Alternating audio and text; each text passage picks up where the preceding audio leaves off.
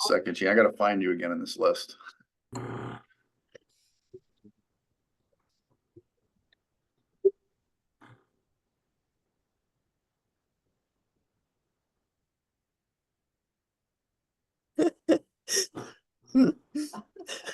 Here you are.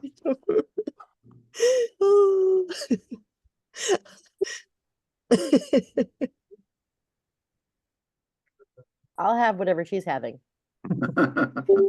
All right.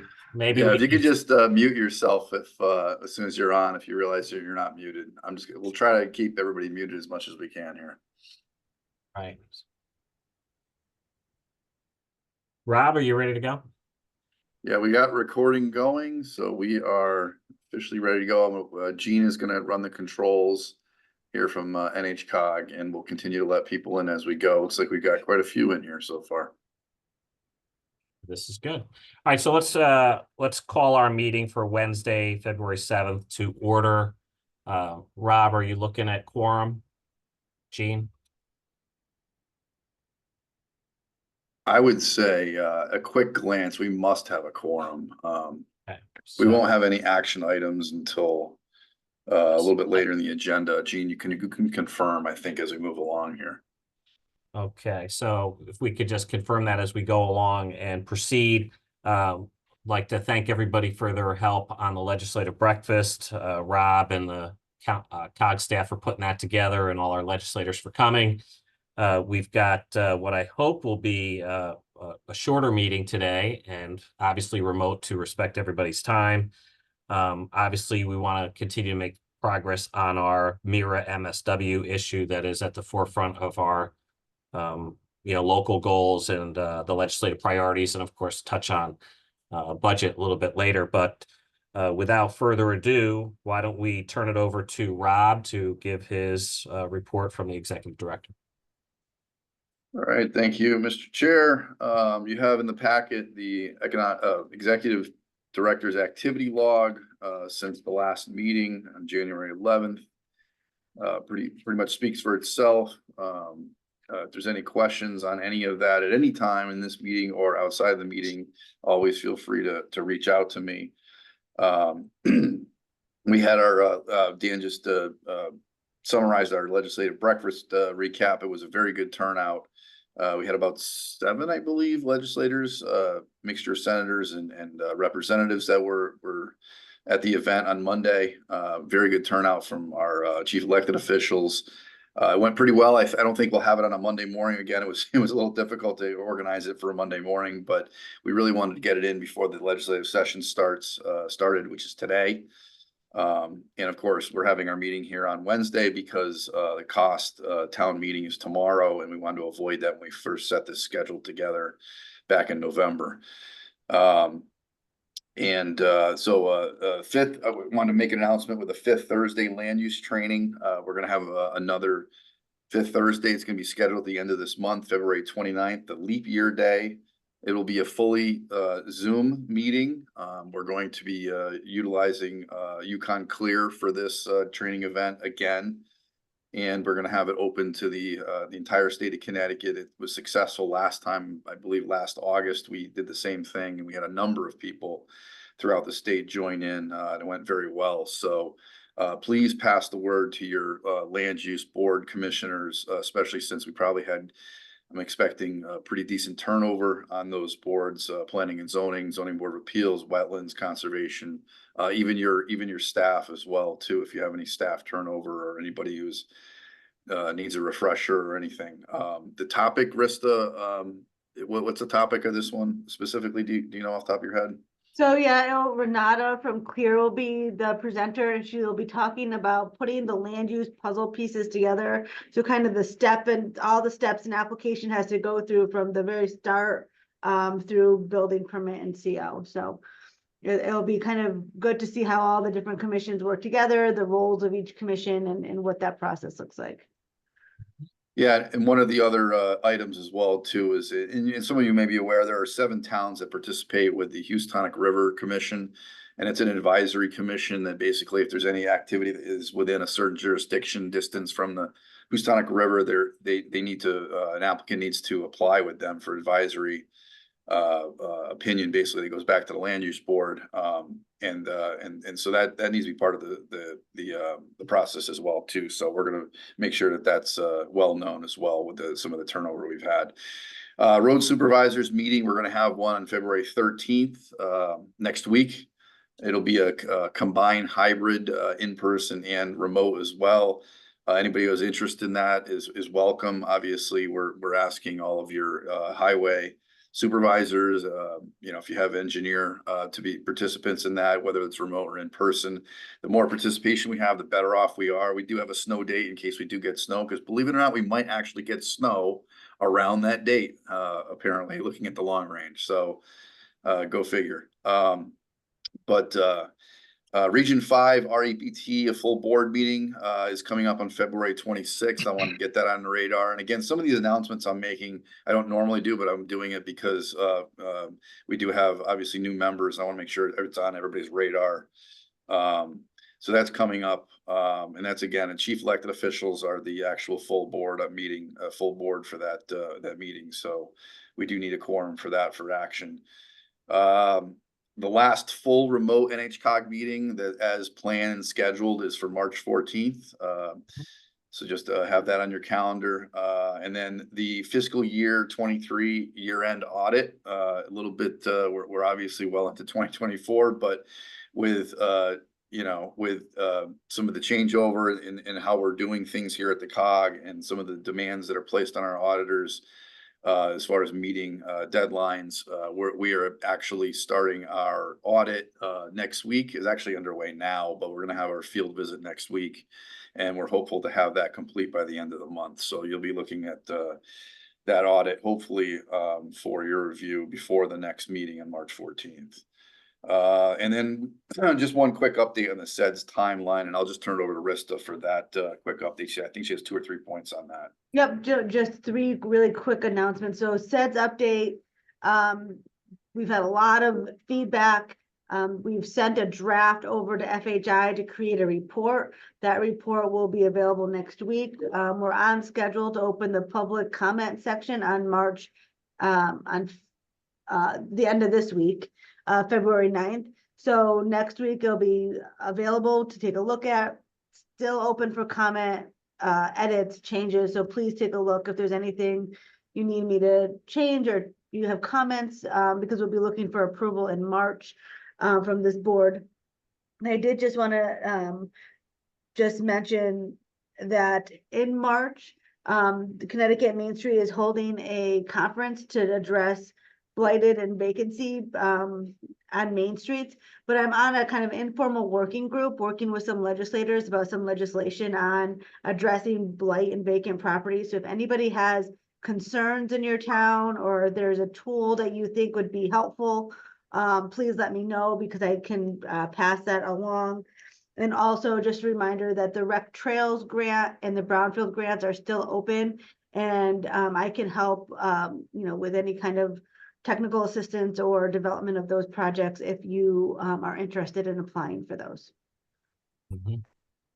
Thank you, Rista. And with that completes the report out. If anybody has any questions. Right. I would just make a point to some of our newer members who may have not gone through this process before. It's typical that most of our municipal audits are done by now, but a lot of our auditors that are servicing the area, and I know King and King is dealing with that, who does New Hartford, because of the huge abundance of federal money that has come in through ARPA and ESSER funds that go through your schools, these audits are taking a lot longer. So a lot of these auditors are feeling the heat because they're dealing with much more complex audits with different funding things, and a lot of them are behind. So I know that ours is still not complete and we're on extension, but for those that are going through it the first time, this is not normally how it goes, and it could go on for even into next year. So, all right. So moving forward, let's move on to the next item on our agenda, which is the Connect Your Municipality to CEN network. And we have Wendy Rigo and Paul Tarsa here with us tonight. Are they here? To this afternoon or morning? Excuse me. Time zone here. Yes. I'd like to share my screen. Is that okay? Or You do should be I able write? to. To make that happen. Okay.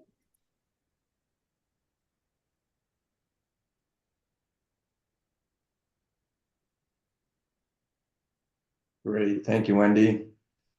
And thank you to the Northwest Hills COG and all the municipalities for allowing us to join you today. And thank you for the allotment of time to share with you more about CEN and about a specific ARPA program that we call CEN Connect and how that can benefit your municipalities.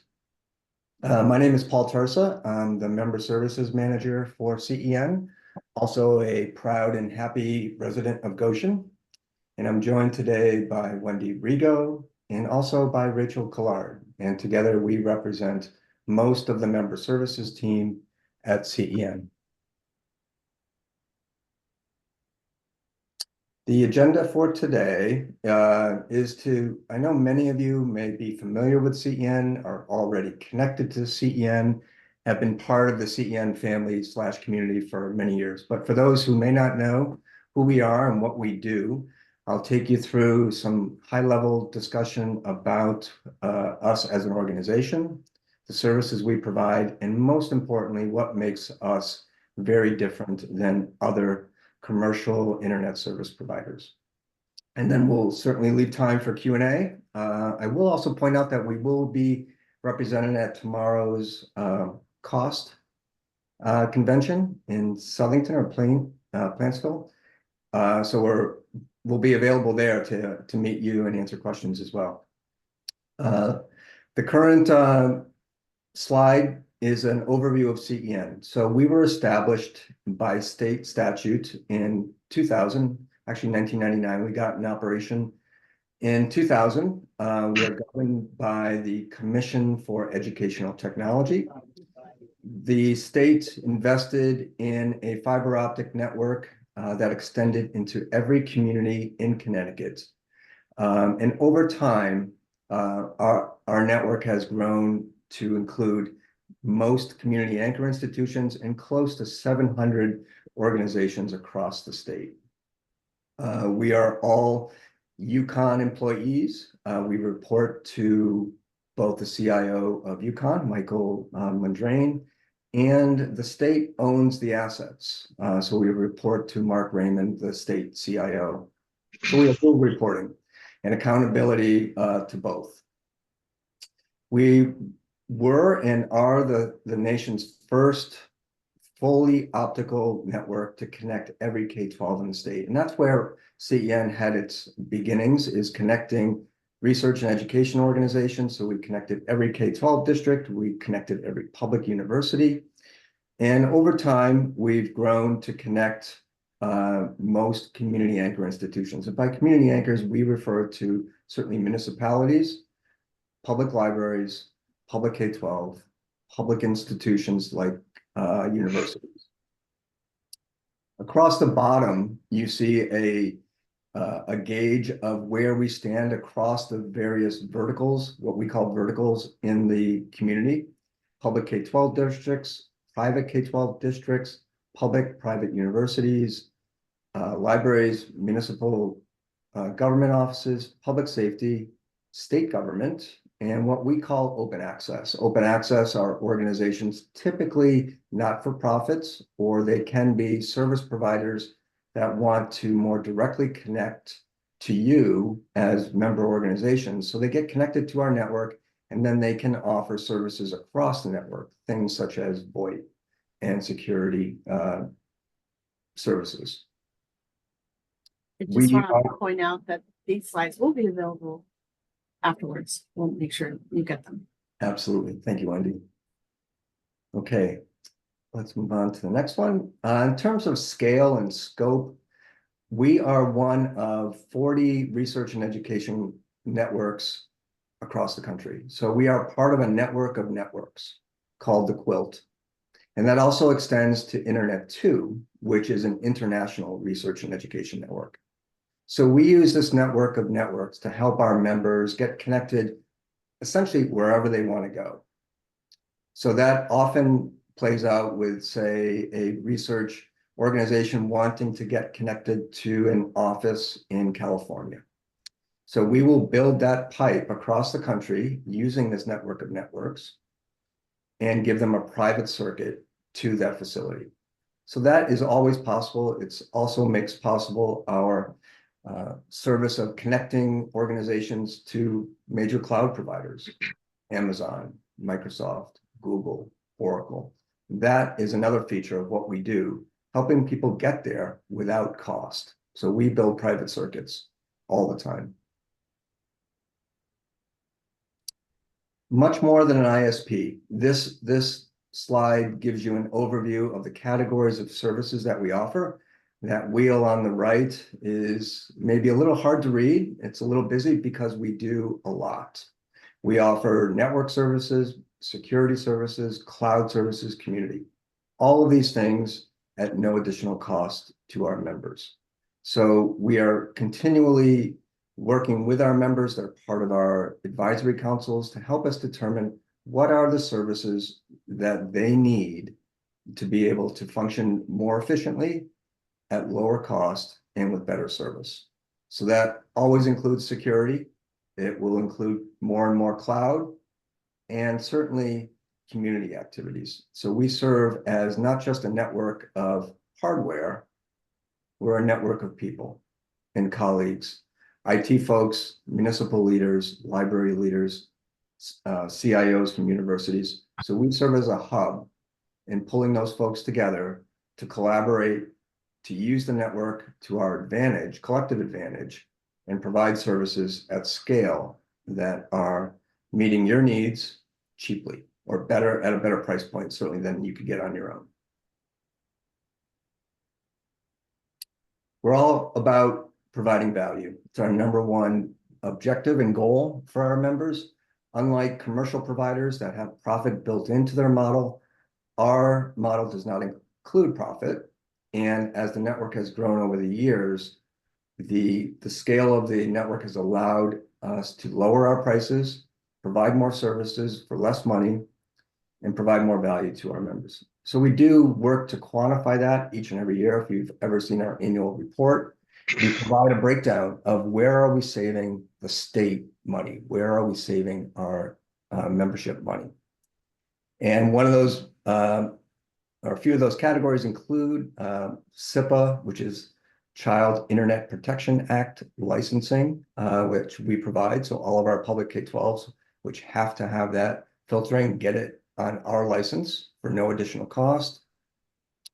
The internet pricing that we provide, when we compare it to our neighboring states, saves $6.6 million for our membership. DDoS. DDoS stands for Distributed Denial of Service. It is perhaps the #1 attack vector by hackers and people who wish to shut down your network. They flood your pipe with essentially nonsense requests, and you can't do anything about it, and you're down. This happens routinely, particularly to our K-12 and higher ed members, but it certainly extends beyond that too. So DDoS is a service that we provide at no additional cost. And the net effect is you don't even notice when your municipality, your school district has been attacked with a DDoS attack. Okay, next slide. Why CEN? #1, we are here for our members, stakeholders, not stockholders. We have advisory councils. We routinely meet with our membership, like meetings like this, but across all of our verticals to make sure that we are doing the things that you need to have better performance. Scale. The scale of the network is very impressive. Every community in Connecticut, 680 member organizations. It gives us quite a bit of power. Quite a bit of power for building a consortium and providing contracts that are at a very good price point for all of our members. Experience, we've been doing this for 23 years. We are local, we are in Hartford. We're a team of 14. Our members get to know us individually, and we're here to serve you. So you always get us on the phone, you know who we are, and we're here to help. Capacity, I'll get to this in a moment, a little bit more detail, but we will have the highest capacity network in Connecticut through some ARPA investment, providing a 400 gig network at our core, which means for our members, you will never have to worry about, at least in our lifetime, the scale and capacity of the network, much more than you're ever going to need. Okay, and DIA bundle features. So this slide is a little busy, but let me give you a reason for its being here. It's to itemize for our members what they get in addition to internet service. Because we're regularly competing against folks like Frontier, Cox, Comcast, GoNetspeed, really across the state. We have to differentiate ourselves. And we're much more than just an internet pipe. So you get benefits in terms of circuit performance, security, community collaboration, management, and monitoring. Many of these things you don't get with those competitors that I mentioned, or you have to pay extra. And one thing I'm going to highlight from this list is the dedicated bandwidth. So for our members, most get a 1 gig handoff. You can get 10 gig. You can also get 100 gig. You can get multiples of 10 gig. Plenty of capacity. But my point is that you're going to get a 1 gig internet pipe from us that's dedicated. It's not shared, which is often what you get from other providers if they're a cable provider or even a fiber provider. They're not dedicated bandwidth. With CEN, you get 1 gig 24/7/365. And you get the benefit of procuring that service at a price point that reflects your actual usage. And Wendy will get into that a little bit later. But just to give you a preview, most municipalities use less than 25 meg on a regular basis. And that's the price point that makes sense for them and for libraries for that matter. So you pay for 25 meg, but you get 1 gig all the time. Symmetrical, dedicated, all of the time. So that's very unique. It's sometimes a little hard to grasp when you're used to buying internet service a different way, but it's a key feature.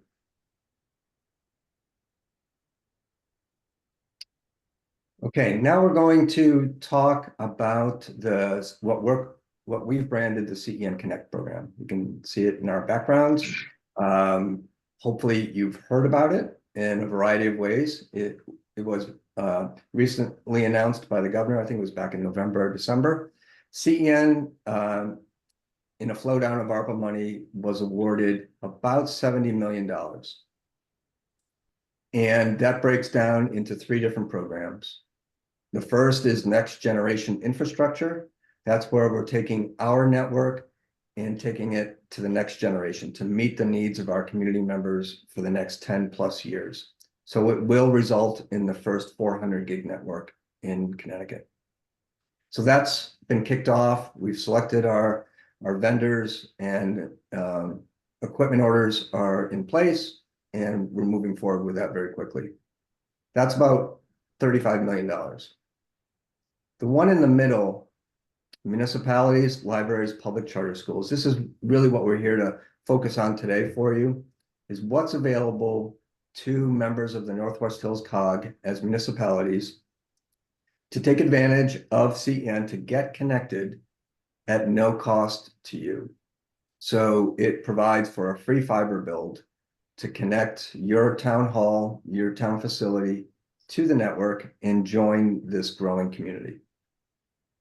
There's about 160 eligible organizations. Wendy will take us through who's eligible and what that looks like for you. There will be more information coming on this third category as well, the community Wi-Fi program. There's been some interest certainly from members of this COG for their community to take advantage of additional monies available for public Wi-Fi, which is kind of the second phase of Governor Lamont's Everybody Learns initiative, which was available during the pandemic, where we provided public Wi-Fi at 150 plus sites across the state.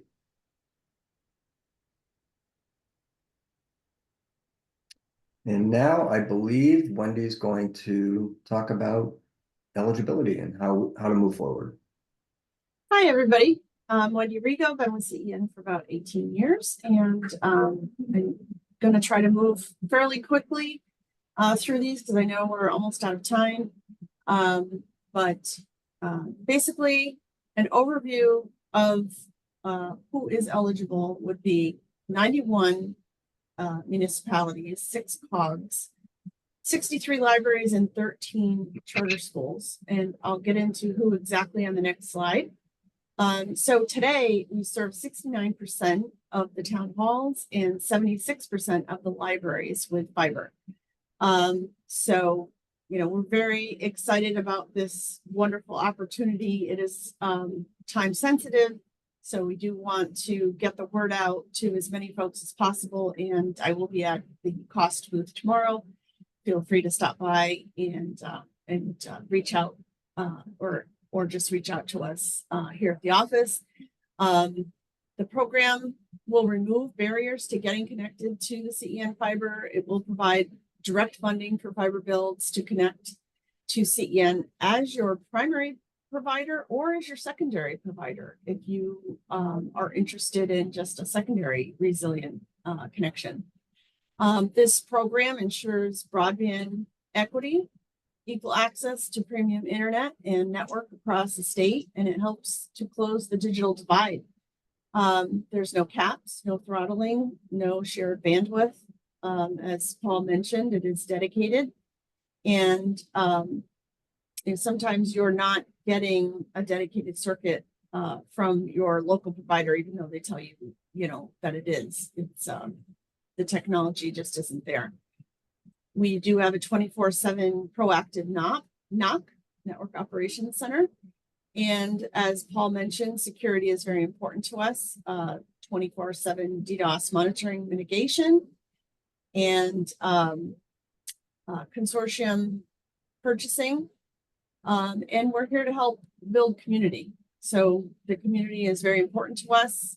And we hope that you'll get as involved in CEN as you're interested in doing so. So here's a breakdown of who is eligible for this connection.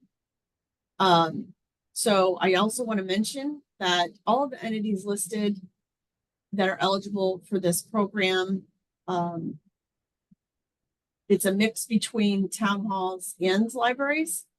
So 12 towns in your COG region are already connected to us.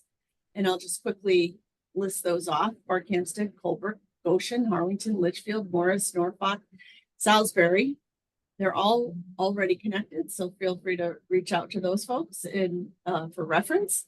And then Roxbury, Torrington, Washington, and Winchester are also already connected to us, but through our interconnect with the public safety data network.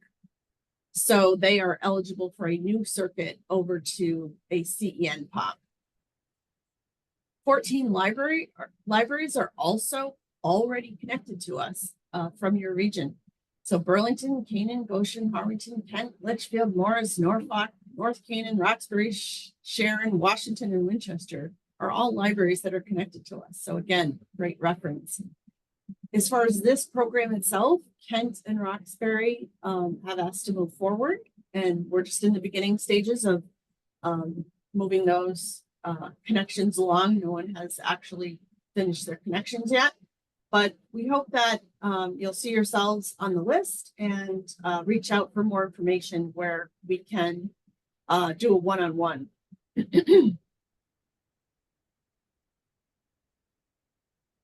So this slide is about the how much. So CEN is investing with this grant $90,000 to connect your institution back to the backbone. And then you're going to want to know what your costs are. So there are 2 other costs involved. So this $90,000 on the left is covered. And then your bandwidth is based on your consumption. So we give you the 1 gig or 10 gig handoff, but we only charge you for what you use. And as Paul mentioned, most folks start off in the 25 meg tier.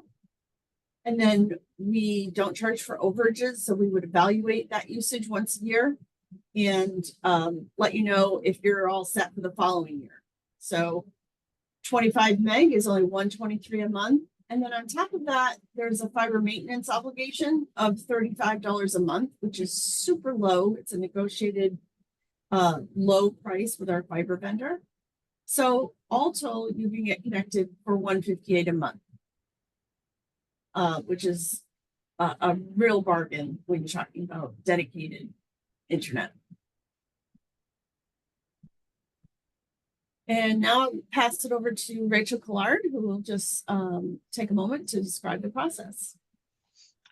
Thank you, Wendy. The process is very simple. There are very few steps. CEN is handling all of the procurement and onboarding and providing one-on-one guidance throughout the entire process. The timeline for fiber builds can range anywhere between 5 and 6 months. It could be a little bit sooner. It depends on whether or not you need pole licensing. And you'll really get to know our team throughout the entire process and get to experience the community. As Paul mentioned before, we have a number of advisory councils that you can join to become involved. We host quarterly trainings on topics of importance to our members. And we also host an annual member conference in May at the Connecticut Convention Center, where over 600 of our members come together and share community best practices and attend sessions about cybersecurity, innovation and education, and advanced networking. I'll put a link in the chat to learn more, and we hope that you and your member colleagues can join us on May 8th and 9th. Next slide, please, Wendy. We've provided our contact information here. Please feel free to reach out to any of us if you'd like to set up a one-on-one meeting. We're also happy to come speak at any of your boards if you are so desire. And lastly, if you'd like to join a more in-depth presentation for the program, we have webinars coming up on February 22nd and March 13th from 11 to 12 p.m. And the links for those are available on our website. So thank you again very much for sharing your time with us today. And please let us know if you have any questions. Okay, folks, great presentation. You've got the contact information. Any questions for Paul or Wendy? Okay, thanks for coming, folks. Appreciate it. I thought I heard you say that the slide deck will be available. Rob, maybe make sure that everybody gets the slide deck so that they have and they can review the information if they want to proceed. Yeah, we'll have it. We'll send it out post meeting, and then we'll also Gene will be able to put a link in the minutes as well. Yes, I'll send that over right now. Thank you so much, everyone. Okay. Thank you. Thank you. Thank you. Okay, so moving forward, a little bit behind schedule, try to catch up. We had our MSW subcommittee met, I believe, on the 18th. We had a lot of talk at our last full meeting about roughly half the COG member towns needing assistance. And obviously, this is a priority for us to make sure that on a go-forward basis, we're doing everything we can to solve this problem, to make sure that we have capacity, a place for our municipal solid waste to go.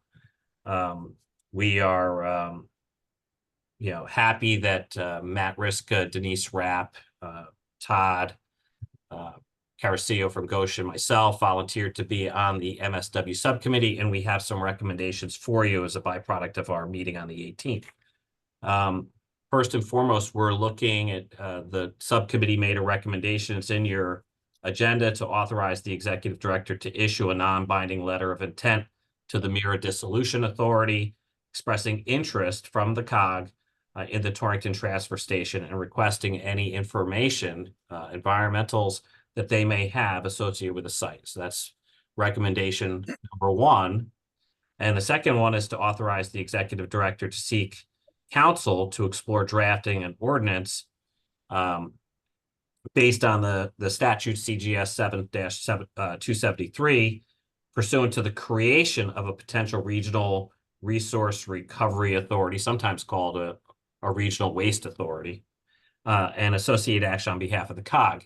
And behind the scenes with regard to that recommendation was the acknowledgement that we know that Curtis and Brent, and now I guess it's Casey, up in Sharon, they are a small regional waste authority already. So we know that they have an ordinance already in existence. So I've asked Rob to take a look at that to help, you know, the theory being that if we want to pursue this, we need to express our desire to do so to the Mira Dissolution Authority.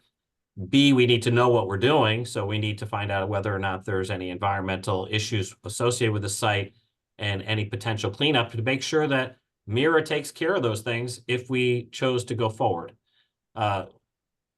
Further down the road, you know, in the world of COG speak, why reinvent the wheel? If Curtis and Brent or now Sharon under Casey have these ordinances, why in the world would all the COG towns want to seek counsel, spend a couple $1,000s when we can go to school on the ordinances that already exist in those towns?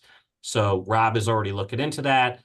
I saw Curtis at the legislative breakfast. I guess that whether or not those emails have already taken place or not, but those are the recommendations that we have for the full council to consider today. So is there any discussion? Dan, Yes, Curtis. just a little background. We, when we built the new transfer station, which is a pretty robust place, I don't know if you've been there, but happy to show it to anybody. We have at least 50% of our residents are using it, not being picked up by Welch. And the rest are being picked up pretty much by Welch, who also uses the transfer station. So when we went to do this, we had been for 30 years on property belonging to Hotchkiss School, the two towns. And after a lengthy look at different sites, we chose one, but it happened to be in Salisbury. So we created that ordinance based on state language, really to protect Sharon the most, because it's unlikely that we would go out of business in our own town, but they were being asked to partner with us. And the other reason we did this is because our Planning and Zoning Commission did not want, because of the neighborhood issue, did not want other towns to be able to use. So it's a 50-50 agreement. It was drafted by a lawyer who's now retired, but he was pretty fluent in these topics. So help yourself to any of it. I sent it to Rob. We can use any of it or none of it, but that was the background on it. Thank you for that.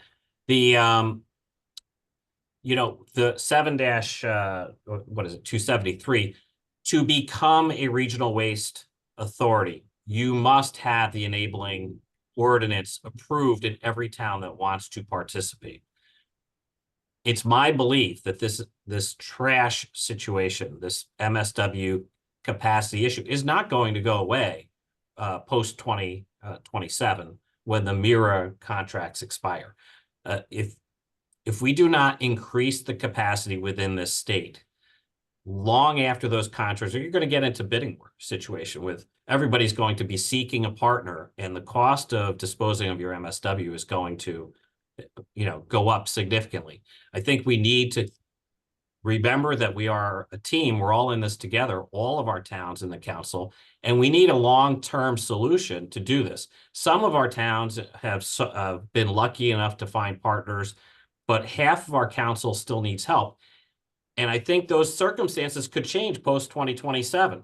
You may have a partner now, but if somebody comes in and starts, upping the ante for what they would pay to dispose of their municipal solid waste, these, private enterprises that run these facilities may say, hey, look, I got 3 or 4 or 5,000 tons of MSW coming from another town, hypothetically could be out of our COG, a town that we have no relationship with. And some of us who thought we had a partner at that time may be left out in the cold. So I think this is something that when we look at this, there could be long-term strategy in everybody's best interest, whether you have a partner or not. Now, maybe you've opted out. Maybe you're one of the half of the towns in the council that have opted out of the situation and don't need a partner right now. That doesn't mean that you have a forever plan. There is not enough capacity in this state to handle all of the municipal solid waste. And that's why I think we need to think broader, we need to be bigger, and we need to be together, whether you have a current partner or not. And that's why the COG subcommittee made the recommendations they do, and I hope that they pass. I don't think there's any harm done by sending the Mayor Dissolution Authority a letter saying, hey, man, hands in the air, we're interested, we want to talk.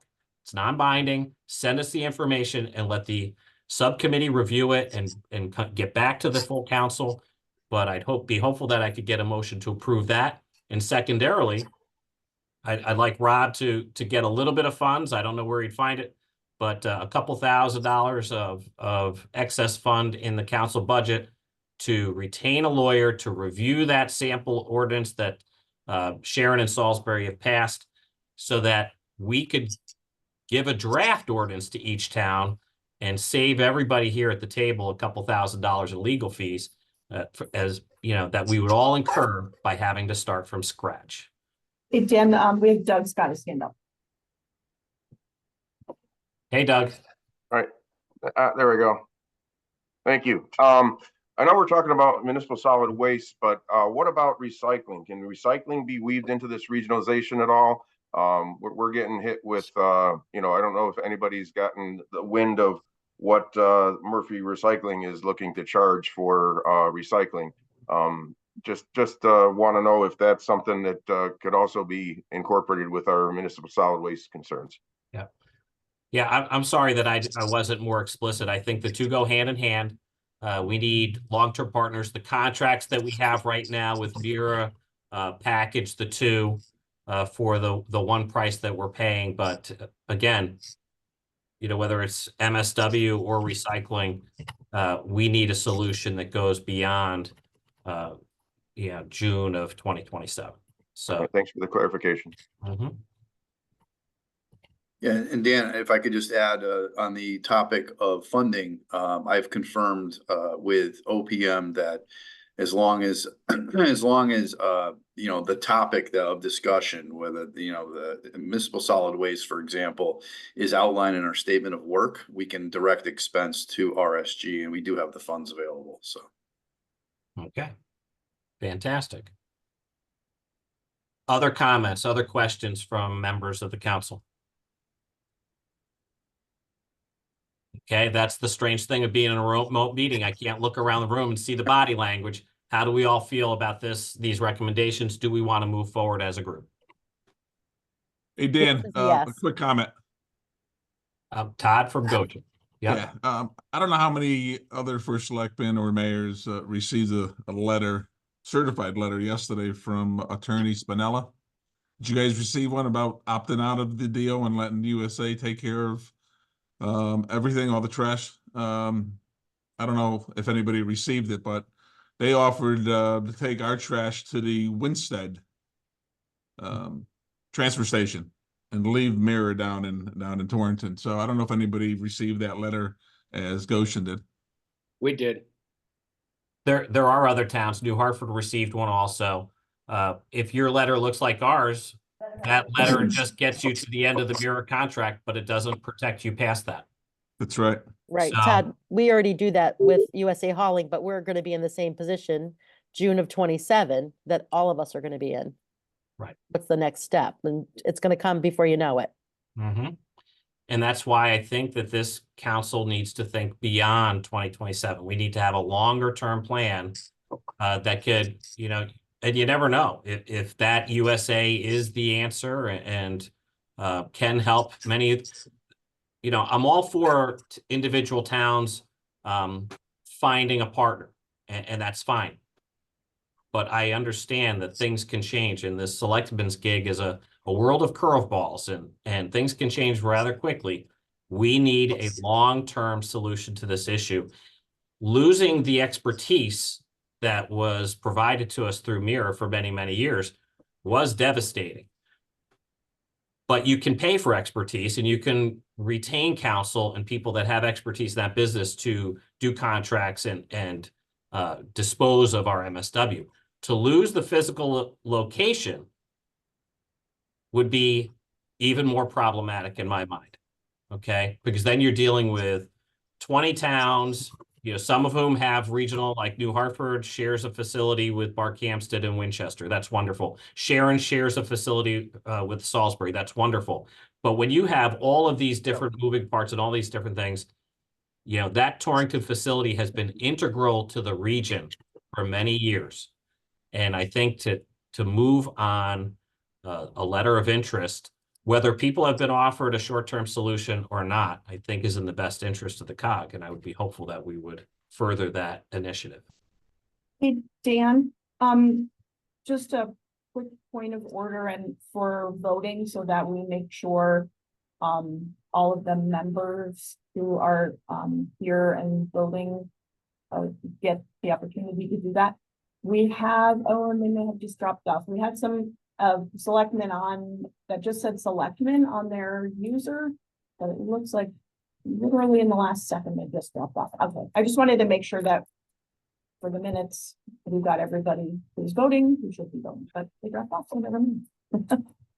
Well, I'm hoping this is not a 51-49 vote. You know, I'm hoping that there's some support here. So James, you have the motion? I don't think I've heard a motion, but I'll the motions that were, the recommendations that were approved by the subcommittee are in your agenda on the MSW update. Anybody who wants to further or work off that and make a motion to authorize the executive director, I would use the same language. I'll move to authorize the executive director to issue a non-binding letter of intent to the Mira DA expressing interest in the Torrington transfer station and requesting any existing environmental data associated with the site. Okay. I'll second that. Yes. Okay, so did we have, that was Doug and then Curtis, was it? Mhm. I'm going Yep. by voices here, I can't see. Yep. So there's been a motion that has been made on recommendation number 1, and it's been seconded. Any further discussion? No. Okay, let's call the vote. All in favor, let's use the little hands up thing in your reactions. Thumbs up, whatever you want to do. Let people know where we're going. And then Rob and the staff can figure out what's going on. I don't see any thumbs down. Okay. So I would take it from Rob's assessment that the motion has been approved unanimously. With regard to the second, moving on, the second recommendation to work, you know, on the more practical level of assuming this goes in the direction that we want it to go, going to school on Sharon and Salisbury's already existing ordinance. Would anybody like to make that second motion to authorize? That's also in the chat, the group chat. Yep. So would anybody like to further that motion that was already approved by the MSW subcommittee? I'll make the motion. And who is that? Todd Winstead. Thanks, Todd. Is there a second? I'll second that. And that was? Dave Barger from Falls Village, Canaan. Thanks. How are you, Dan? Thanks, Dave. Okay, so we have a motion that's been moved and seconded. Is there any further discussion on the ordinance? Be with you in a minute. All right, so I would ask everybody to use the reactions thing, raise your hand, call the vote. All in favor, raise your hand if you're opposed or. And we'll ask our COG staff to let us know how this is working out. Okay. It's good on my end, Gene. Yep, Yeah. all thumbs up, hands up. Is there anybody opposed? Okay, anybody want abstaining? Again, I think we show that as unanimous then. Okay, so I appreciate that. That's you know, really good progress for our council. Time is our enemy here, and we want to work as hard as we can to make positive progress at every meeting. So we'll, Rob, hopefully move this forward in our next meeting. You know, maybe we'll have some contact back from them. You never know, but hopefully we can continue to see progress on a monthly basis and keep this on our agenda to keep our council members where we're going. I'd like to thank Dan and the subcommittee. I think you're really moving this along and it needs it. So thank you very much. And I Thanks, can tell you Curtis. from I can tell you from the executive director's chair, we're doing something on this every single day, so. Mhm. Daily progress. Okay, well, this is so I see it, number one priority. We have to find a resolution to this issue for all our towns long term. And, I never thought that when I jumped into this, trash would be the number one thing, but let's roll with it. Let's continue to make progress. So, Hey, Dan, excuse me. yes, sir. So we're just sending a letter of intent. There's no number behind it. Non-binding letter of interest, expressing, throwing our hat in the ring, letting them know that we're interested, and requesting information to the council of what's the status of the property and are there any environmentals. Okay. And Okay. appraisals or no? We can ask for any and all information we want. We've just authorized our director to send the letter, and if Rob wants to request a little bit more information, I don't think that the motion would prohibit that. Perfect. Thank you. Todd, I think if you're asking, what I'm thinking, this isn't gonna be a market rate situation. But we can, if you have questions, we can talk offline if you want. Mhm. Just Okay. let me know. Thank you. So trying to keep on schedule. I'm going to get a reputation for going long here if we don't move along. I see the next item on our agenda, 10:45, is a little welcome back for our friend from Demas, John Field. Good. Is John with us? Yes, I am, sir. Hey, it's good to hear your voice, John. Good to be back. Thank you so much, Dan. Appreciate it. So I'll make this real quick. We're in the process of trying to get out and do meet and greets with each of the new CEOs. I know we have a few here, Brad, Brian, Dave, that we would love to get out and meet with you, just let you know what we do and all that kind of stuff. So please give us a jingle so we could set those up. The LEOP, the Local Emergency Operation Plan upgrades, were due December 31st, and that was tied to an EMPG grant. So if you got it in on time, you got $5,000.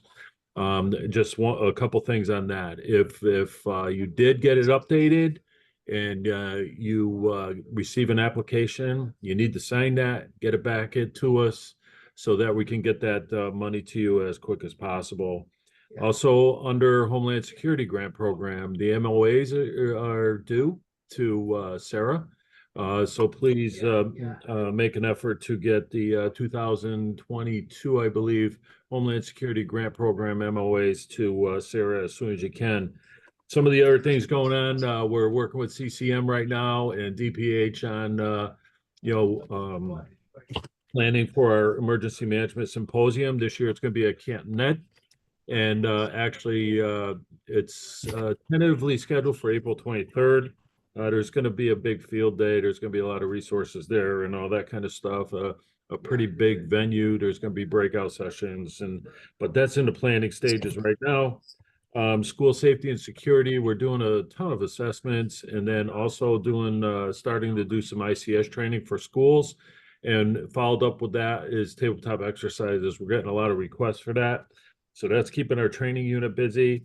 We're still working on the survey. If you got a survey, if you got a request to submit a survey for your gaps and capabilities for the region, please go there and fill that out. That's going to provide us data so that we can establish some goals and objectives for the Homeland Security Grant Program.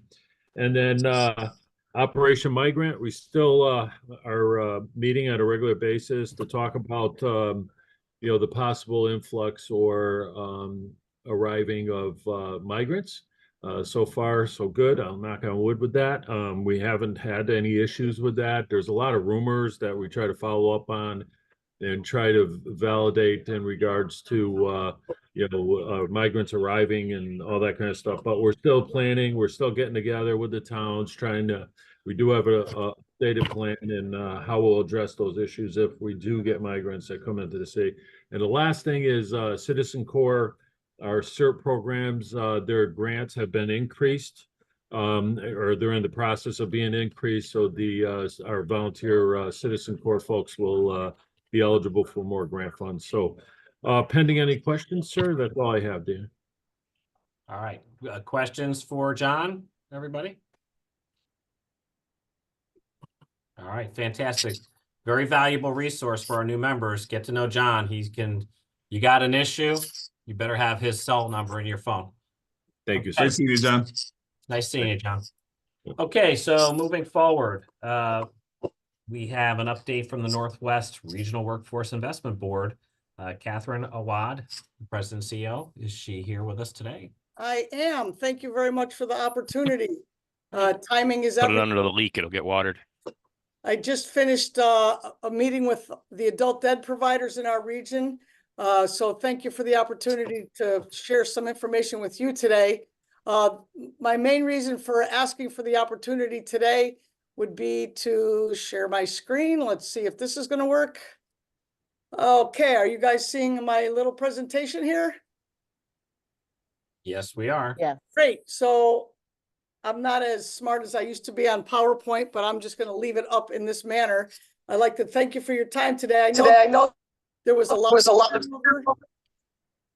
with elected officials in your region, some new folks joining, and we wanted to take a minute to just make sure everybody was aware of the services available to you and your constituents.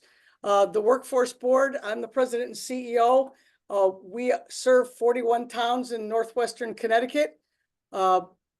Currently, your intergovernmental agreement was executed in 2019 that sets up the opportunity for services to all of the folks in your region. And by folks, I mean employers and job seekers. Just wanted to tell you a little bit about the organization. We are, let me try to move this forward. Let's see if I can get the PowerPoint to move. Probably not, right? There it is. We have a staff of about 19 people here that manage the program. We have a financial staff, more program people. We take direction from our board of directors, who are predominantly private sector members by federal regulation. The majority of the board members must be from private industry. We try to reflect those industries based on those industries that drive our region's economy: manufacturing, healthcare, construction, information technology, social services. Those are the majority of the industry sectors that tend to move our region forward economically. Again, the services that we provide to employers are a myriad of services, including on-the-job training opportunities. If they want to onboard a new hire, we can work with that company to help them find an employee that might suit their needs, and then offset the wages for that new hire for up to 6 months while they train that employee to be who they need them to be. We have a robust business services team in coordination with the Connecticut Department of Labor that sets up opportunities to meet one-on-one with employers to explain to them the services that are offered, and in terms of funding opportunities, recruitment opportunities, and again, any services that they may need to strengthen their business from a labor perspective. We do work with an employer to host recruiting events. We'd like to do those on site. If the employer would like to do it on site at their facility, we can set that up, or we can do it at one of the 3 American job centers located in our region. Our primary offices are in Waterbury, with 2 satellite offices, one in Torrington and the other one in Danbury. So we can work through either of those 3 centers to meet that employer's needs. From the job seeker services side, folks come to us after, sometimes they come here after losing their job. So we serve them as an unemployed individual to get them back into the workforce. We see a lot of folks that come in looking to change jobs. And we do a lot of work with the reentry population and those that have come in with limited English proficiency. We do some career readiness workshops. We actually have a full one happening right outside my office. We have 25 individuals who will be here for the next 3 days. Part of career readiness is getting to work on time. So this project this morning started promptly at 9 a.m. and it'll end at 3 o'clock this afternoon, and it's for the next 3 days, which kind of gets people into that mode of getting up, going to work, and being on time. The workshops contain a number of modules, including, problem solving, interpersonal relationships, dressing for success, and really what to expect in the various workplaces, resume writing. And then our largest service is, as folks are looking to enter into a new career pathway or upskill their current skills, we have funds available for an individual to receive money to support training with an outside provider.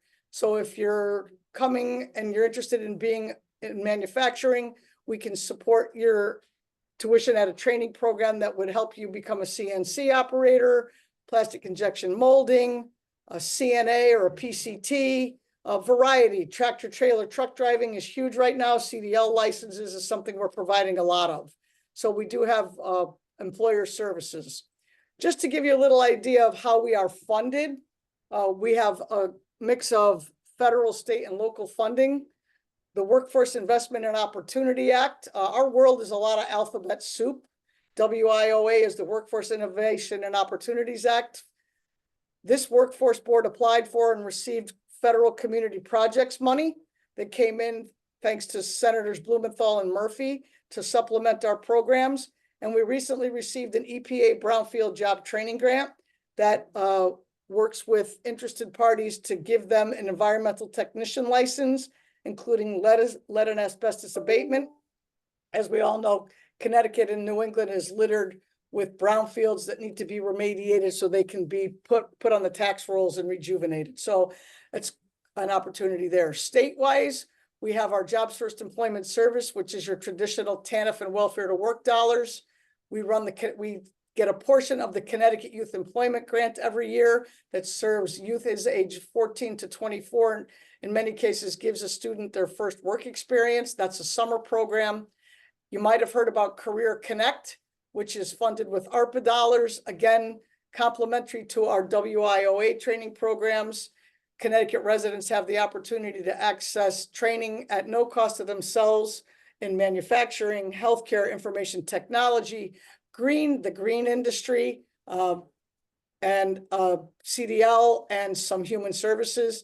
And then lastly is a new project that we undertook with the Connecticut Adult and Disabled Services is we have funding to support workplace-based training for those disabled folks, mostly students ages 18 to 21 who are looking to enter an unsubsidized career pathway. So we support that opportunity by providing them with a job coach, finding a work site that's willing to take them on and give them the opportunity to determine whether or not that type of career would be successful for them. And then lastly, a variety of municipalities have approached us about assisting them. We've done some ARPA funded projects with Waterbury and Torrington and New Milford. They've been very successful. And as our ARPA dollars start to wind down, we're looking at how to sustain those programs by taking the concept and funding them with either the state or federal dollars. And lastly, we are a registered Ticket to Work employment network with the Social Security Administration that provides services to those folks that are on Social Security disability that allows them to return to work without losing their disability income. And we have a number of participants that we're working with to secure them part-time employment through that program. So it's a lot to understand in a few minutes. But I did just want to focus quickly on Career Connect. Career Connect is a statewide program. At this point, about 13,000 Connecticut residents have entered the Career Connect portal and done an online registration. Of those 13,000, about 2,500 chose to move into training in a variety of areas that I've listed here for you. So it's moving, it's finally catching on. I think we all expected an immediate return to life as it used to be pre-pandemic, and we found that that's been a little bit slower. But of late, we've seen a significant increase in number of people looking for job training and to get back into the workforce, which I think bodes well for everyone. Just quickly, so you can get an idea of how many people we serve.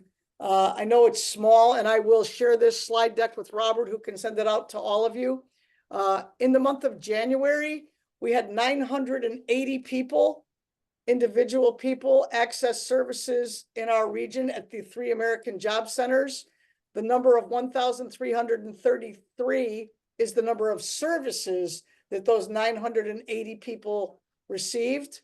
958 chose to attend an orientation. And you can see that 103 people received job search assistance in terms of getting back to work. And we're very pleased with those numbers.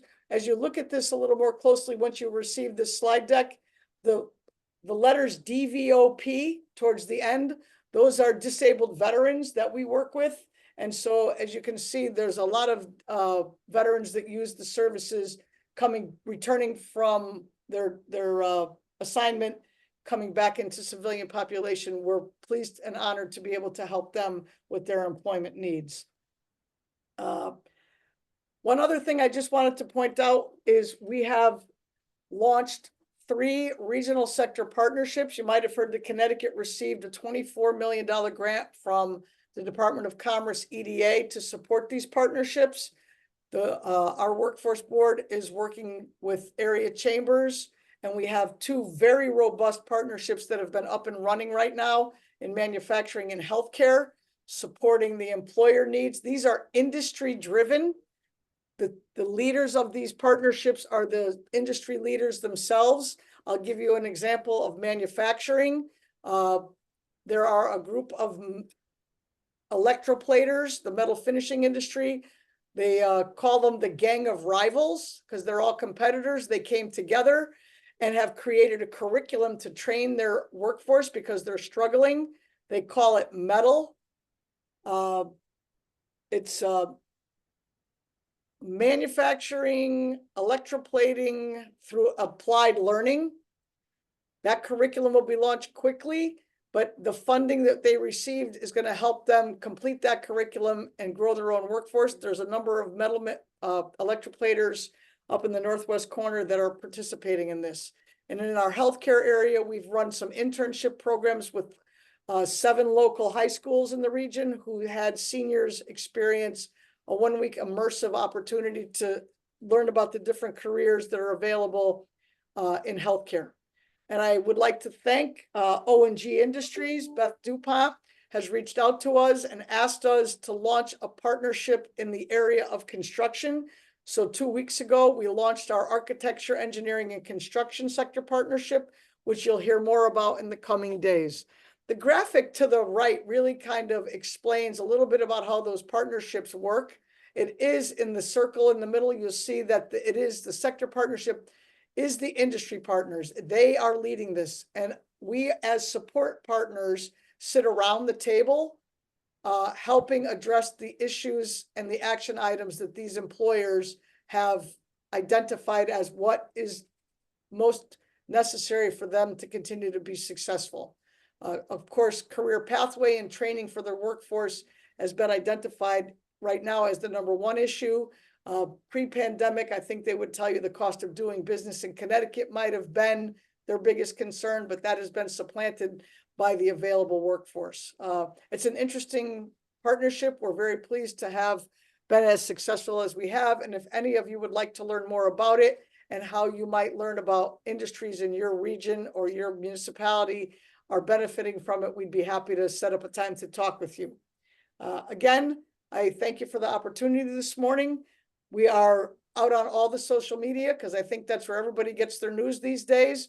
You'll find us on LinkedIn, Facebook, Instagram, and on, I think we have to update this graphic. It's no more Twitter, it's X, but we are available there. So at this point, if you have any questions, I would be more than happy to answer any. And again, I thank you for the opportunity to speak with you this morning.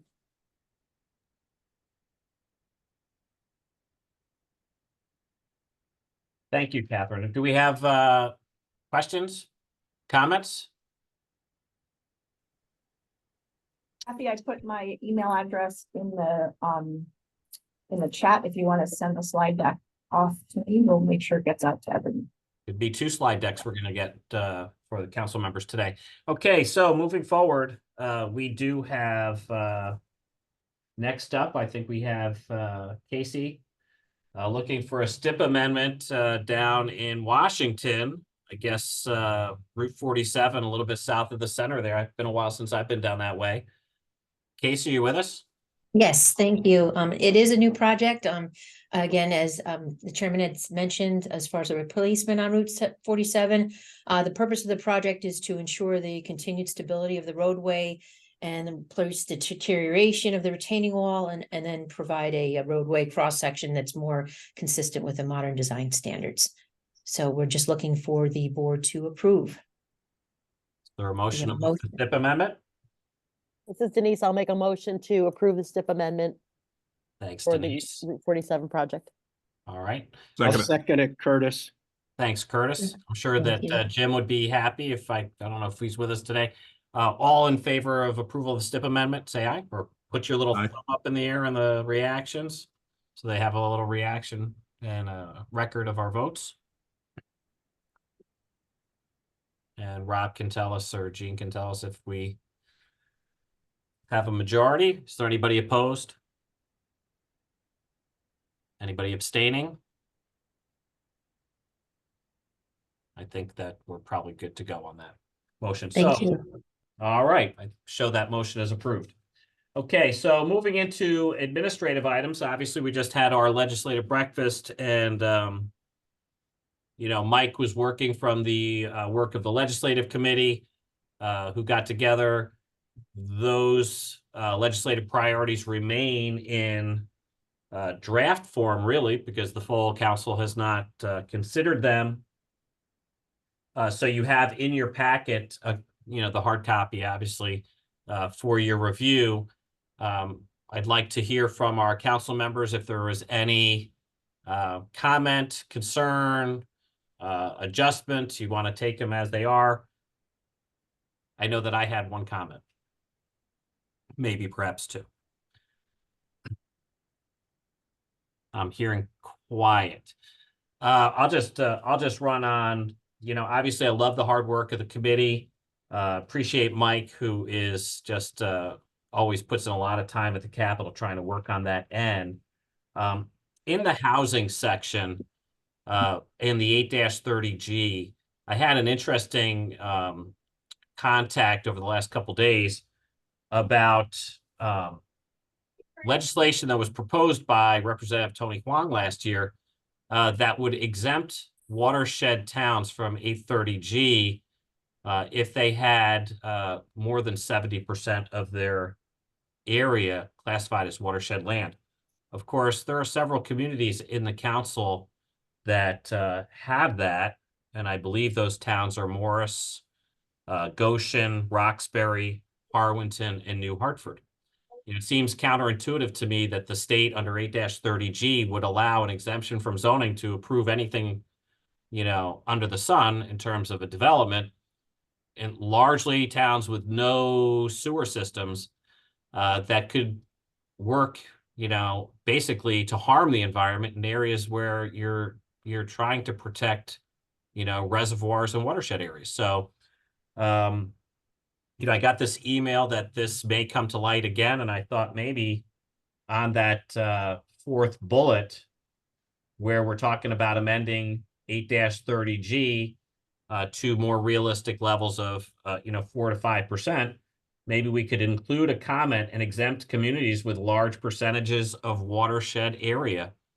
You know, I don't know, you know, what type of support there is at the state, but I just think that when you think about it, what we try to do here in watershed lands is, you know, to preserve the environment so that the folks in our larger communities that are taking benefit from that, and obviously New Hartford's a lot of MDC. I know that Goshen is, you know, what was Torrington Water. I know that, you know, Harwinton is probably Bristol Water. But, you know, it seems counterintuitive that we would place some of that large, you know, percentage of land at risk of development when we're really trying to work to protect it. So I don't know how anybody feels about a possible modification there. I love the draft. I love all the hard work of the committee, but I just did want to throw that out for consideration. I like that, Dan. I think 70% might be a little too high because we're closer to 50%, but we are a prolific watershed. You know, we service towns, you know, numerous towns, and it is counterintuitive to have significant high density housing when you're trying to protect the watersheds. So I think that the way that you worded it, rather than a percentage, but yes, some type of word that says significant. Just large percentages. Large percentage, yep. I like that. It's one of those things that I think that if we get too caught up in the specifics of the number, that could work against you. But I think that when you talk about the language we have that's been recommended by the legislative committee, if we looked at that fourth bullet Watershed properties. and just said after the 4 to 5% and continue the sentence with and exempt communities with large percentages of watershed areas. Yep. I would be very happy. Dan, do you want to be specific with public drinking water watersheds? That would be fine.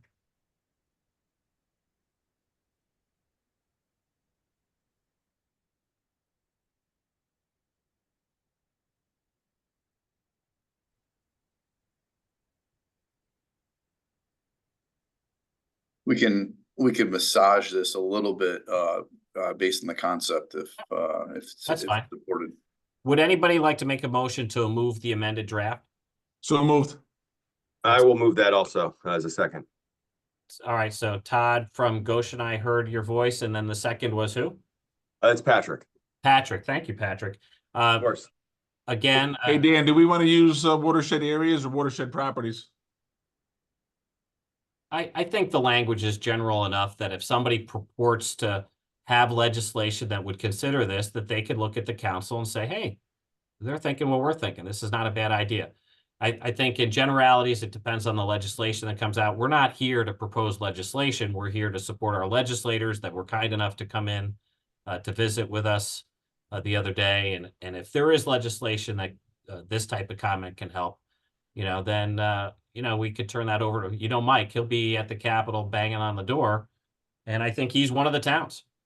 So, by the way, I didn't mention this to him, so he doesn't know that I'm making this recommendation. So, anyway, so we have a motion that's been made and seconded. Any further discussion? Okay, moving on. You want to use your little reactions thing? Raise your hand if you approve of the amended draft of legislative priorities. It is, as our legislators were keen to tell us, it's one of those years where it's a short session. I don't think that we're here, a lot of our things are not, cost-oriented proposals, which obviously I think Maria and the other legislators say it's kind of hard to do. If you're talking about things like that, you got to find a way to find the money. Next up on the agenda was a recommendation for the COG dues for 24-25. The executive committee did not meet on this issue. Rob and I had kind of talked about it and, said, hey, look, if your budget, if there's something, so out of balance that we would need to do this, what's the initiative and what would it cost and what would be the impact on dues? And really, we didn't have an answer that would warrant it. So the recommendation is to keep the per capita the same. So you have that in, obviously, if you have a little bit of a change in population in your town, you might see a little massage of the dues, but you have attachment C in your packet. Would anybody like to move a motion to maintain COG dues at the current rate for 24-25? So moved. So moved. When I tell you, I'm having a hard time seeing people. So when you do that, can we just have who it is? Tom White. Tom, appreciate that. Tom from Morris. Who was the second? I'll second that, Dan. Patrick. Patrick, thank you, Patrick. And again, we have a motion that's been moved in second. In the world of municipal budgets, any year you can keep a line item at the same number is a win. So please, let's call the vote if you're in favor. If I could just a quick point, I just want to, the numbers are based on the 2021 DPH population estimates, and the reason behind that instead of 2022 is because the 2022 estimates have been recalled by DPH because some of the data has been found to be erroneous. So we've been directed to use the 2021, and so therefore they literally are exactly the same dues as they were last year to the penny, because your population numbers haven't changed, the rate hasn't changed, so it's exactly carbon copy the same thing you had last year. So And the reason behind this is, as Dan had mentioned, we had our increases in RSG, our transportation funding, from the state, so we really don't have a compelling reason to raise our local dues at this point in time. We have enough funds to do what we need to do and continue forward. So at this point, there's really, like I said, no compelling reason. Rob, I have a quick question. This is Denise, but so looking at the chart, current dues is not the same as proposed dues. Yeah, sorry. So what I did was, unfortunately, your very good point, very astute. I took this, from last year and basically updated the text, and I did not touch the actual, table. So yes, the table is showing the previous current dues was the year before. So please disregard that. The proposed dues are actually the year before's dues as well too. So I didn't touch the table and I should have. So you see the 2020, those were accurate in 2020. So the 2021 dues are really 2021 dues and the dues from last year as well too. So current dues. And then this the question, why is Roxbury highlighted? I know Patrick's special, but why is it blue? Roxbury is highlighted. Am I? I don't see it. Oh, it's not? Oh, I that's don't have weird. that on It mine. is. Okay, that's weird. Okay. So Thanks.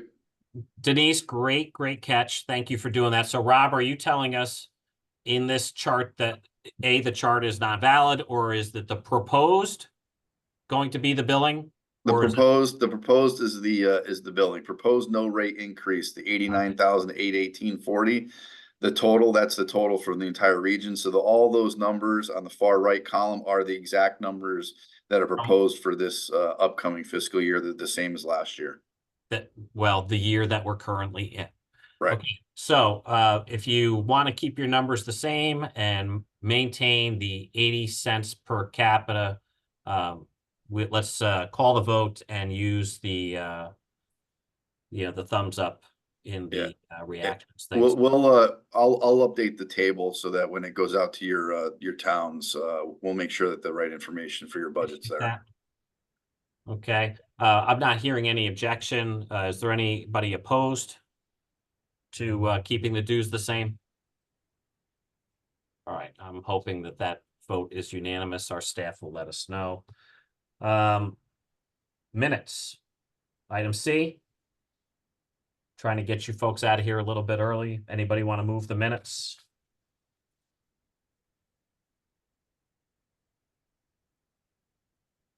So moved.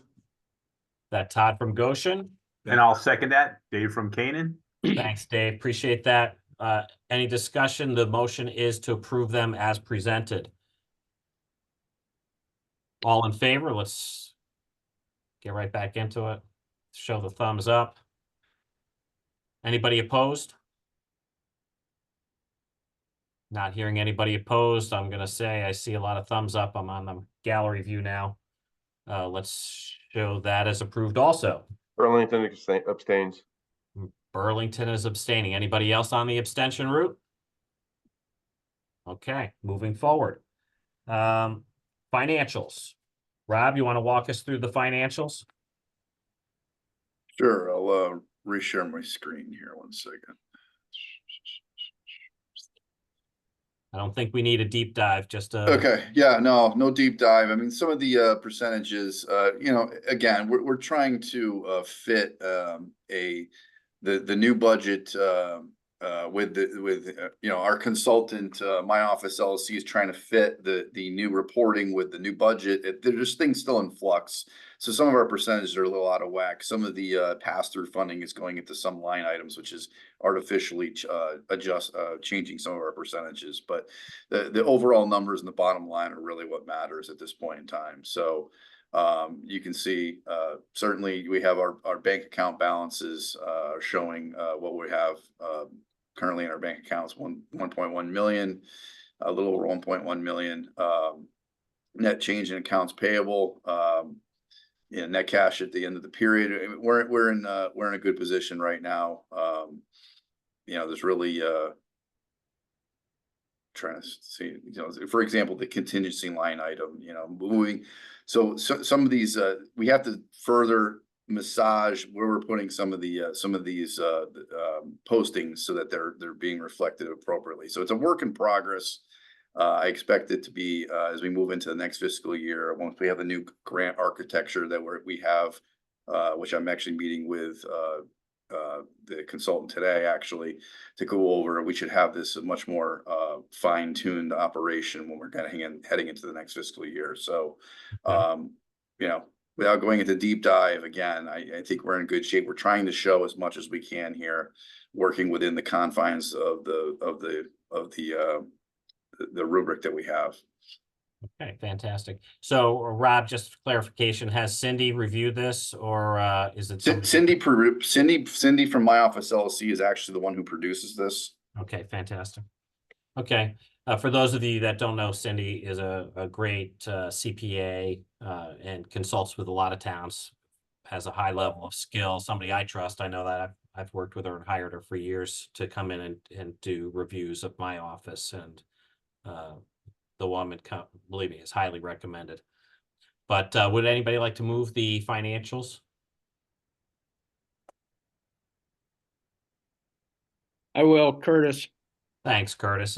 Is there a second to that motion? Todd from Goshen.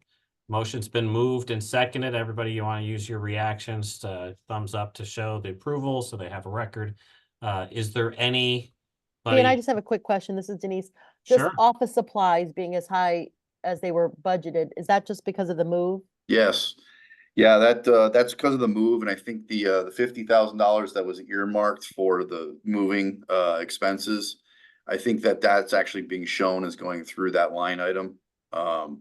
You know, again, and honestly, if I had Cynthia here with me to actually be able to walk through this, it's a little easier. I'm not the accountant, I'm the executive director. I don't have my hands in the books, so I'm trying to explain something that I don't have you know, full 100% knowledge of, unfortunately, but I can certainly, if there are any specific questions, I can actually take them back to Cynthia and see if I can answer those questions for you. But that's exactly what's happening, is that there's some postings are in certain areas, which that's just the bucket that they fall in, and it's just happening to show, you know, an overflow in that bucket, which is not necessarily the case. Okay, thank you. Right. Good question. Remember, we're going to be receiving our audit from, you know, for the fiscal year coming up shortly. So that's a good time that we want to take a deep dive and see how things have changed in the administrative of the office, and, you know, addressing the changes that were recommended to us in previous years on the go forward basis. So we already called that vote, right? We're ready to go. Moving forward, 11:20, 8 minutes long. I can't believe this. Open discussion advisement for the benefit of the NHCOG membership. Anybody have any unique, positive things going on in their community? Want to chime in? Something you're doing different, better, different? I know we're all going through the budget drama of the day. Anybody? I can kick things off real quick with a question, because there was a question from the membership about employee handbook, and I've collected responses, but unfortunately I cannot recall who the original requester was for the handbook information. So if they're on this call, please let me know. I know there was a number of folks who wanted the results of this, and I can share that with those, but I don't remember who was the original requester. It might have been North Canaan, I'm not sure. No, that was me. Who was that? Brad Colbrook. Okay, Colbrook, good. Then I will follow up with you, because I have everything. It's been about a week or so. I don't think I have any more responses coming in. Yeah. I'd like to be copied on that note too, Rob. I always like to, you know, go to school and see how other people are handling different things. Okay. Fantastic. You know, one of the things that came to light, Rob, and you know, talk to you, catch up after, was comment that question I got from one of our representatives, that the thing is the existence or non-existence of a prescription drug program that used to go through the COG. Are you aware of anything like that? Yeah, so this is a program that apparently was created, boy, at least 20 something years ago, through the original Northwest, I don't know what it was called, Regional Planning Agency with Dan McGinnis at the helm. So it was the towns in the northwest corner, you know, whatever, 7, 8, 9 towns, that, you know, that comprised that group. And it kind of, was absorbed into NHCOG as the program. And it just kept, continuing forward. There was discussions with, Foundation for Community Health and us on the future of that program. The Foundation of Community Health was, interested in trying to, I guess, redefine their mission, instead of being a service provider. I guess I'm not maybe using the terminology correctly. They want a more capacity building organization. We, of course, we're also looking at, efficiencies here, and not necessarily doing things like we always have done, so to speak. And we, were the impression that, you know, each town has a social service provider. You know, is NHCOG acting as the middle person? You know, is that efficient? Does that make sense any longer, you know, at this point in time in the current, world we live in? And, through those discussions, it was determined that, you know, perhaps that, you know, NHCOG didn't really have a role in the future, as far as being the middle person, the middle ground. And, we were going to, we were under the assumption that the Foundation of Community Health was going to work with those towns that want to continue that service with them. And then they decided that they were going to, basically kind of pull the plug, and they were going to work with those towns directly. And then, you know, and then things kind of started to change from there. I mean, I think, and that's what I know overall at the 10,000-foot level. I think Leo, may know a little bit more detail on that if he wants to chime in on that, or even Sarah. I don't want to divert the entirety of the meeting. I don't know if there's towns that are sensitive to this issue. They've done it. This was kind of thrown to me, caught me off guard at the legislative breakfast, and I did want to follow up with it. And I think maybe it's something that, Rob, you and I should discuss further. I just didn't know the history, and I don't think that Hartford ever participated in it. Obviously, your description is that it came out of the former Northwest Hills of the smaller agency, but we can catch up on that and see if it's something. I think that, you know, the COG is still trying to, you know, find its direction. And, you know, we've been obviously shifted in a way with this, you know, municipal solid waste thing, that our priorities are evolving. It's not to say that we want to, you know, abandon ship on if there's a community out there that, you know, was recognizing and taking value from a prior service. But I think we definitely are very sensitive to end users, and we do not want to, you know, hurt an end user in any way. But at the same time, as an organization, we were, receiving an administrative fee very, very small comparatively to the amount of work that we were spending on this, time wise. Understood. And we're responsible for all 21 towns for our staff time. I know that we're kind of winding down to the end of the meeting. Are there any specific council towns that feel like this is something that they're taking feedback in their community from residents, maybe up in the Northwest Hills, that want to work with me on this and maybe get together with Rob on it? Todd's got his hand up. Who's that? 5 Sulo. Okay, Todd. All right, so, you know, Rob, let's plan you know, maybe you and I can just get a phone call offline, and we can get to know that program a little bit better and what's involved, so that we can brief next time. Sure. Thank you for that. I appreciate that brief explanation. Well, He'll put something in the chat as well. Okay, fantastic. Okay, any other things to come before the council? Any other discussion items that we want to move forward on?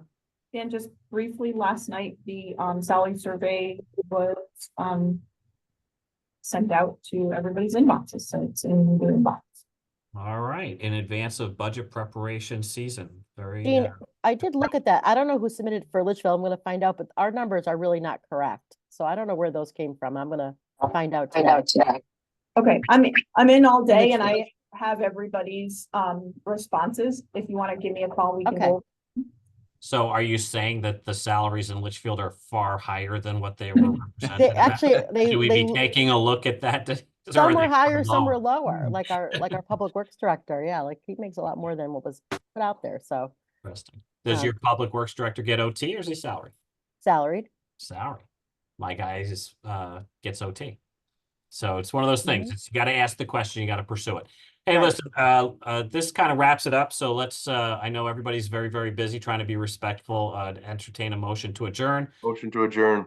Doug Thompson. From Doug, from Burlington, is there a second? Denise will second it. Thanks, Denise. Appreciate that. All in favor, you can throw your thumbs up or head for the hills. Hey, Brad Bremer from Colebrook, I was looking to get in touch with you. I'm gonna give you a call shortly after the meeting. All right, thank you. Hey, you folks have a great day. Everybody. Here.